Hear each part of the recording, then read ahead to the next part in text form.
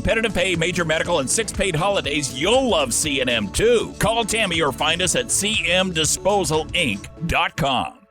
You know, we say all the time that when you watch 3+U, it's not just that hopefully you stay entertained, but you learn a lot of things in the course of the hour. We certainly do, and bringing the show to you each and every day. So we've been so blessed the last several years to have Dr. Tiffany Ahlberg from Ahlberg Audiology be a regular guest on the show. And look at our luck this morning. She's actually back in the studio, so good to see you. It's good to be here. So I am not yet at a point really in my life where the idea, I think, of being concerned about my hearing is a daily need.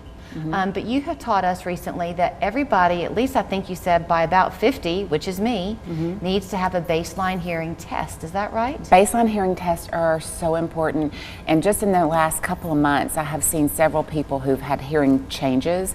And when they call me and they say, hey, my hearing has really changed, we have a baseline to go off of. And that is so important. And every single person I've said, thank goodness we have that baseline for you, because otherwise we don't know for sure that they've, or how much of a hearing change that they've had. I don't know why part of our human nature seems to be that most of us are not very good at the preventive measures. It's just not something that I think we excel in generally. So you don't know until you're needing that comparison, the importance of having had that understanding. So true, yes. So when you do a baseline hearing test, what's actually involved?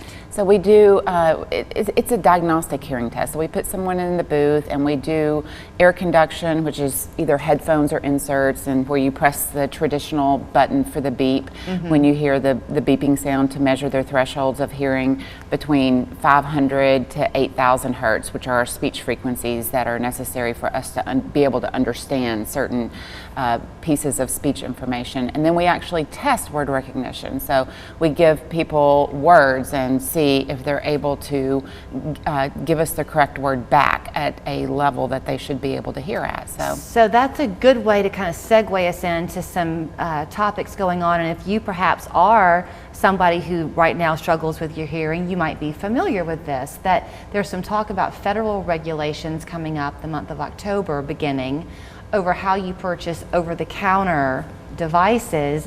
If you're kind of doing it on your own like that, though, you're not getting the benefit of your expertise. There may be some people who do just fine with that. There are so many people in my office that I see that have issues, and I don't know where these people will go when they have an issue and they bought it out of a magazine, or they are having trouble with it. And if they bring it to us, if it's something that we have provided, a lot of times most of the time we're able to fix it in the office. But when people purchase these things in a big box store or they purchase it out of a magazine, a lot of times they just don't know what to do with it. First of all, it's not fit for their hearing loss.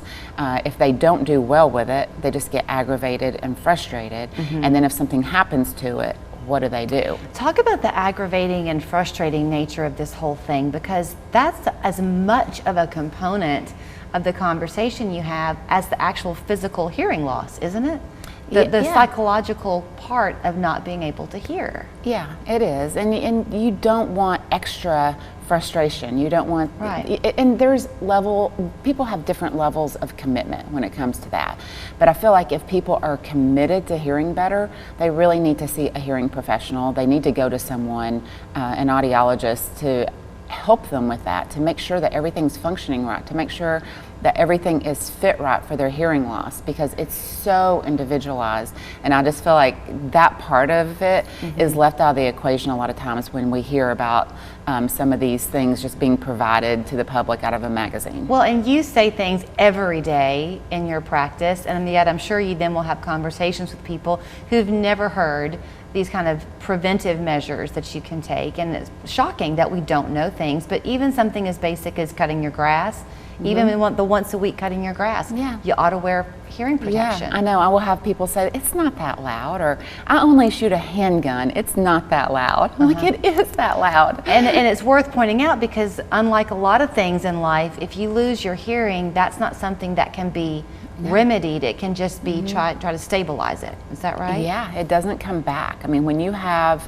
damaged your inner ear, when you have damaged those hair cells, there is no bringing it back.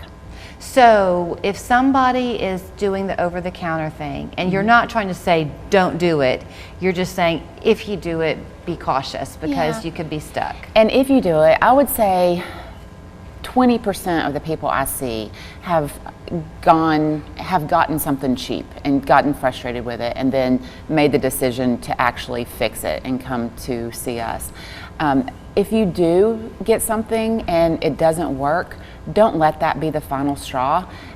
You can't, just don't let that frustration prevent you from actually hearing better and going to see somebody. But also before I let you run, in the conversation of coming to you and having the diagnostic and all of it, they don't just walk away hearing better, they learn and their family learns what parts of sounds they're not hearing to get that overall improvement in their quality of life, right? Yeah, I mean, everybody's hearing loss is different. So whenever we fix a hearing loss, everybody's prescription for that is different. So it's not a one size fits all. Okay. Are the diagnostic tests sometimes covered by insurance? Almost. Okay. I would say almost always. Okay, so there's no reason not to call.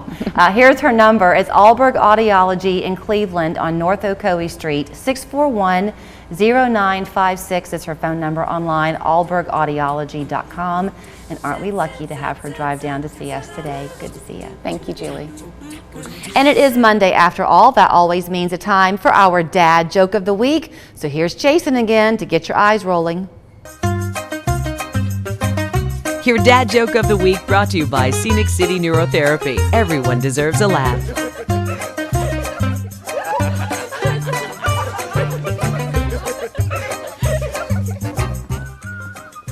Good morning. Thank you for joining us for this week's installment of